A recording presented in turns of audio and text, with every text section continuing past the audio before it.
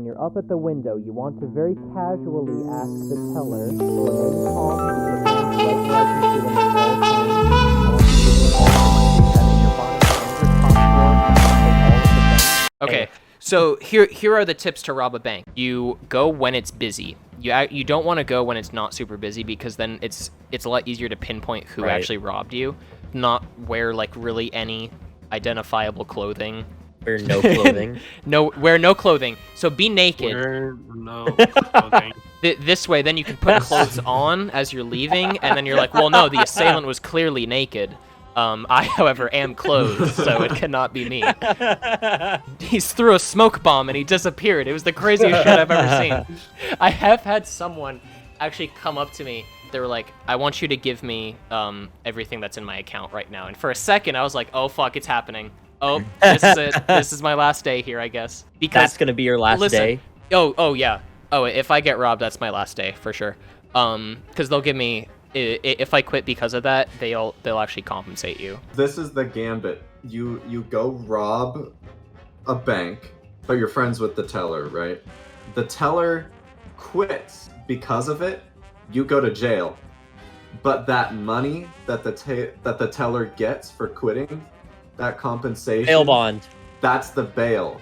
So you just get right back out of there, and you just get to rob a bank for free. Actually, the way I would do it personally is, I believe the mystery box usually starts out in the lobby. So I would roll that a couple times until I find the thunder gun.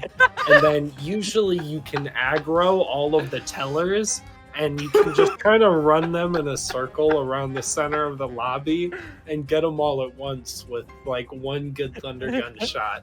And then but dude, how are you gonna just come into the bank with 950 points already? Yeah, you're gonna have to take out some of the lower level civilians outside. Well, in the first couple rounds, you get the insta kill, so you can just knife them through the window. Oh, that's true. Yeah, if you knife 6 tellers, you'll get the 950 that's required. I've actually thought about what I would do if we got robbed, and I almost got to put that to test. So we've already established that would be my last day. Unless they robbed me through the drive-thru, because, like, that's so awkward to rob them. Technically, we're still supposed to follow the same procedure, but, like... What do they point at? They put a gun in the tube that they send up? And then they're like, give me everything or I shoot. They throw a boomerang in there. Oh, shit. Boomerang. Yeah, and it's in motion, so, like, it's still, like, moving, but then as soon as I take it out, it, like, cuts my hand.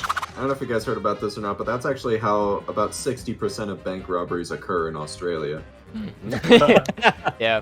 They've actually gotten rid of drive-thrus entirely in Australia for that reason, is because they were like, boy, this is just too bloody dangerous. A bank in Australia is just like underneath one of those like giant desert arches, and it's just like 4 wooden beams and like just a crudely drawn sign that says money. That's just how I see Australia. Like, Australia's got the Sydney Opera House, and then the rest of the country. Then it's a Wild West saloon. Yeah, so if I got robbed, they tell you, like, oh, only give them your top drawer. I don't give a shit. I will give you $178,000, which is how much we have in our bank right now. I don't give a shit. You can take all of it, because you're not getting very far, and it's not my money. Dude, you could buy at least like 3 PS5s with that. Oh, at least, dude. 1 copy of The Last of Us Remastered with that. Could you imagine you rob a bank for $178,000?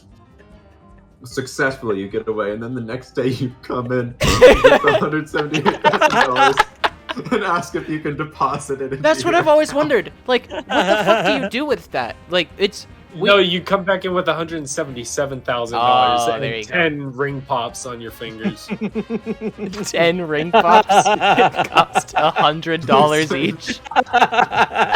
What is the fucking ring pop made out of? Like gold flakes? No, this part definitely is only satirical. Who's to say like 10,000 couldn't just like simply go into a different pocket? Now this is satirical. This is satirical. Again, this is hypothetical. Satire. Who's to say that like the robber gets 168,000 and then another 10,000 just like mysteriously vanishes? Like we would just count that all just as one robbery loss. Could you imagine Like if someone Sirion. if someone robbed like a crypto bank and they just gave them like a piece of paper? The digits? bank statement. It just has the statements on it. It's like this voucher is valid for 4 Ethereum. Yeah. They just give you like a flashcard. Yeah. Bone light. you rob the bank and they give you like a fucking like a shiny Charizard Pokemon card. They're like, hey, That's this is how where all their value is. this is where that's actually what the dollar is tied to is Pokemon cards. Since the 90s when they Since- ditched the gold standard. Since the it's 90s, Pokemon. it's been something had to replace it. So in fucking Fort Knox, there's just like there's every single like shiny Pokemon card there, and that's what it's tied to. Dude, holy shit. And that's why inflation got so bad when people started getting into Pokemon card trading, as they were like, oh shit.